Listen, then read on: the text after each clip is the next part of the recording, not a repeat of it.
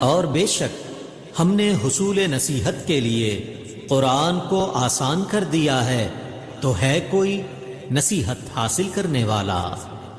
بسم اللہ الرحمن الرحیم۔ اللہ کے نام سے شروع جو بڑا مہربان اور نہایت رحم کرنے والا ہے۔ السلام علیکم ورحمۃ اللہ وبرکاتہ۔ کیسے ہیں آپ سب؟ میری دعا ہے اللہ تعالیٰ آپ کو صحت و عافیت کی اور ایمان کی بہترین حالت میں رکھیں۔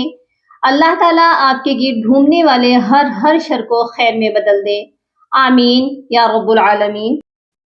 آج کی کلاس میں ہم قرآن پاک میں اس ورڈ کو پڑھنا سیکھیں گے جو کہ پارہ نمبر 11 یعتذرون کا پارہ ہے اور سورہ یونس کی آیت نمبر 53 میں ہے۔ یہاں پر آپ دیکھیے چھوٹا سا میم ہے۔ اس میم کا کیا قاعدہ ہے، کیا رول ہے، یہ میم کب قرآن پاک میں پڑھی جاتی ہے اور کب لکھی جاتی ہے، اس قاعدے کو بھی سمجھیں گے اور اس مکمل ورڈ کو تجوید کے ساتھ آسان طریقے سے پڑھنا سیکھیں گے۔ اور یہاں پر آپ دیکھ لیجئے وقف ہے، اس وقف کا کیا نام ہے، اس وقف کو کیسے کیا جاتا ہے، اس کے بارے میں بھی مکمل ڈیٹیل انشاءاللہ جانیں گے۔ تو چھوٹی سی ویڈیو ہے، شروع سے لے کر اینڈ تک ضرور واچ کریے گا۔ مجھے یقین ہے ویڈیو آپ کو اچھی لگے گی۔ لائک اور سبسکرائب تو آپ نے کر ہی دینا ہے، لیکن ثواب کی نیت سے صدقہ جاریہ سمجھ کر زیادہ سے زیادہ شیئر بھی ضرور کیجیے گا تاکہ اور لوگ بھی فیضیاب ہو جائیں اور اس نیکی میں آپ کا حصہ بھی شامل ہو جائے۔ تو آئیے اپنا سبق شروع کرتے ہیں۔ اعوذ باللہ من الشیطان الرجیم، بسم اللہ الرحمن الرحیم۔ وَيَسْتَنبِئُونَكَ أَحَقٌّ هُوَ۔ اس ورڈ کی ہم سپیلنگ کریں گے، اس کو ہجوں سے پڑھنا سیکھیں گے اور ساتھ ساتھ اس میں آنے والے ایک ایک رول کو بھی سمجھیں گے۔ واو زبر وا، یاسین زبر یس، ویس، تامیم زبر تم، وَيَسْتَمْ۔ اب یہاں پر آپ سوچ رہے ہوں گے نون بھی ہے، میں نے نون کو کیوں نہیں پڑھا بلکہ میم کو پڑھا ہے۔ اس میم کے قاعدے کو سمجھ لیجئے، جب بھی نون ساکن کے بعد حروف با آئے تو نون ساکن کی جو آواز ہوتی ہے اس کو میم میں بدل دیا جاتا ہے، اور اس قاعدے کا نام ہے اقلاب۔ اقلاب کا مطلب ہوتا ہے بدلنا۔ اب یہاں پر ہم نے نون کی آواز کو میم میں بدلا ہے، نون ساکن کے بعد حروف با ہے، اس لیے ہم نے یہاں پر میم کی آواز کو پڑھا ہے اور نون کی آواز کو چینج کر دیا ہے میم میں، ٹھیک ہے؟ تو یہ کیسے ہوگا؟ وَيَسْتَمْ۔ اور یہاں پر ہم غنہ بھی کریں گے اور اس غنے کا جو ڈیوریشن ہے، اس کی جو مقدار ہے وہ بھی 2 سیکنڈ تک ہے، یعنی کہ 1 الف کے برابر ہے۔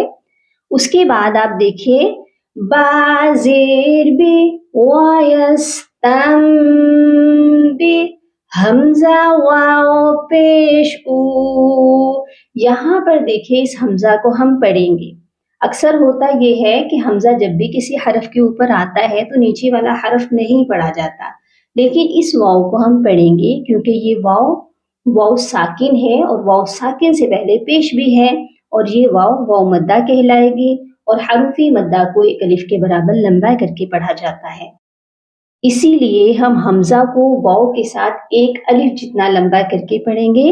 حمزہ واو پیش او، وَيَسْتَنبِئُ،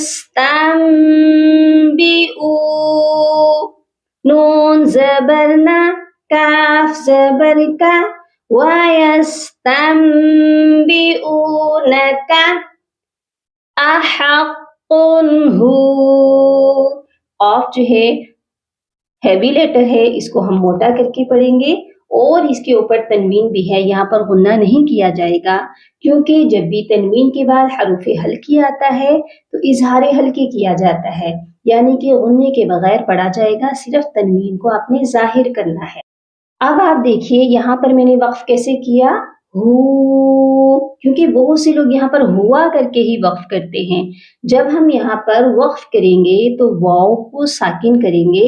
واو کے اوپر جو زبر ہے یہ زبر نہیں پڑھی جائے گی. ٹھیک ہے، تو ہم اس کو ہو اس طرح کر کے وقف کریں گے اور واو ساکن ہوگی اور اس سے پہلے پیش ہے تو یہ بھی ایک الف کے برابر لمبا کر کے سٹاپ کیا جائے گا. وَيَسْتَنبِئُونَكَ أَحَقٌّ هُوَ.